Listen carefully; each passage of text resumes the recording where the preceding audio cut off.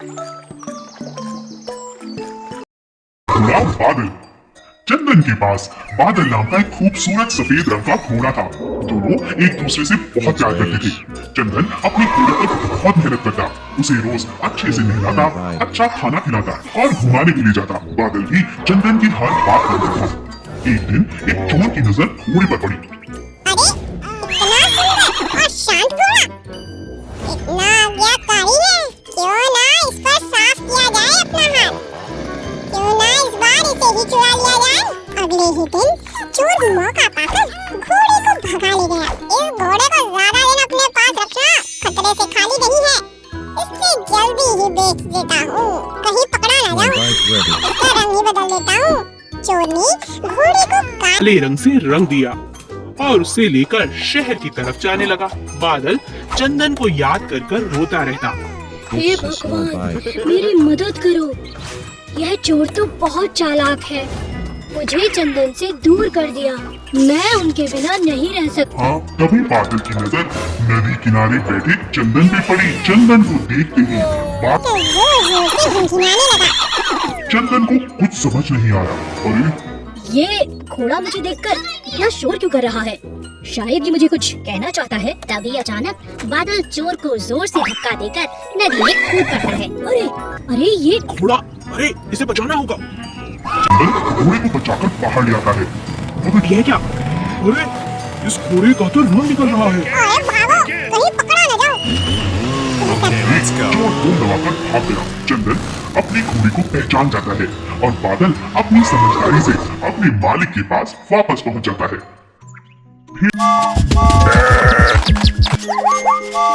भेड़े और सियार।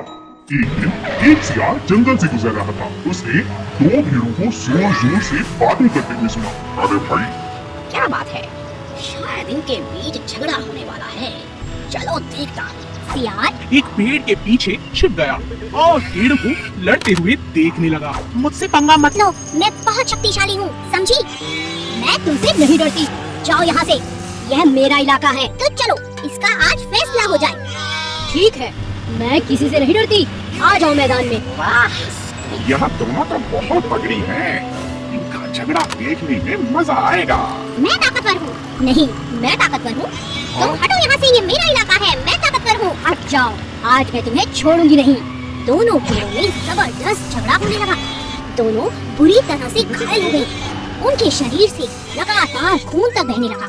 सियार ने इस बात का फायदा उठाने की सोची। लगता है दोनों लड़ते लड़ते थक चुकी हैं।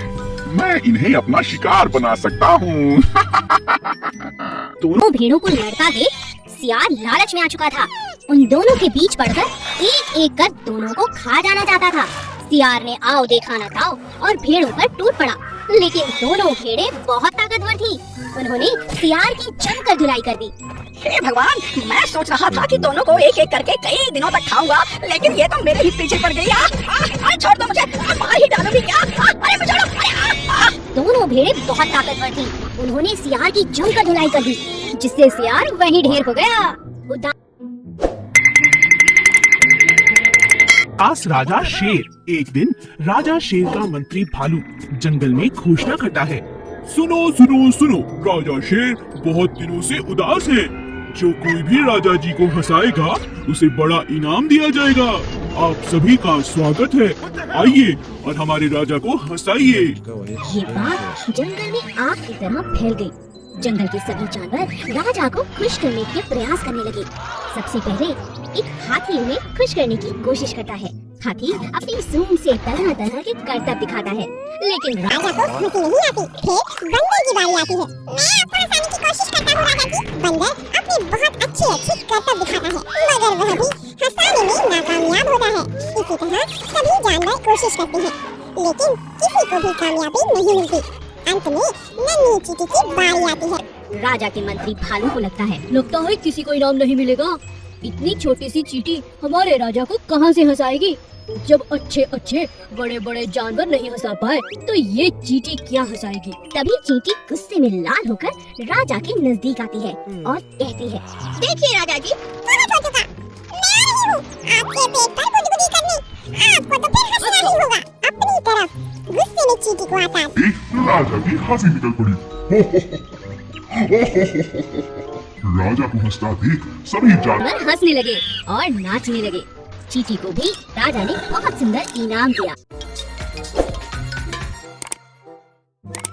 सुंदर सफेद रंग का कबूतर था। राजा उससे बहुत प्यार करता था और अपने मन की सभी बातें वो कबूतर से किया करता था। एक दिन कबूतर का दिल महल से बाहर जाने को हुआ। कबूतर उड़ता हुआ जंगल की तरफ चला गया, मगर आते हुए वह रास्ता भटक गया। राजा शाम तक कबूतर की राह देखता रहा। फिर उसने अपने सेनापति को कबूतर को ढूंढकर लाने का आदेश दिया। सेनापति जाओ और कबूतर को ढूंढ कर लाओ। जो आज्ञा महाराज। बहुत ढूंढने पर भी सेनापति को कबूतर का कोई सुराग नहीं मिला। तब सेनापति को एक तरकीब सूझी और उसने एक कबूतर पकड़ा और उसे सफेद रंग में रंग दिया।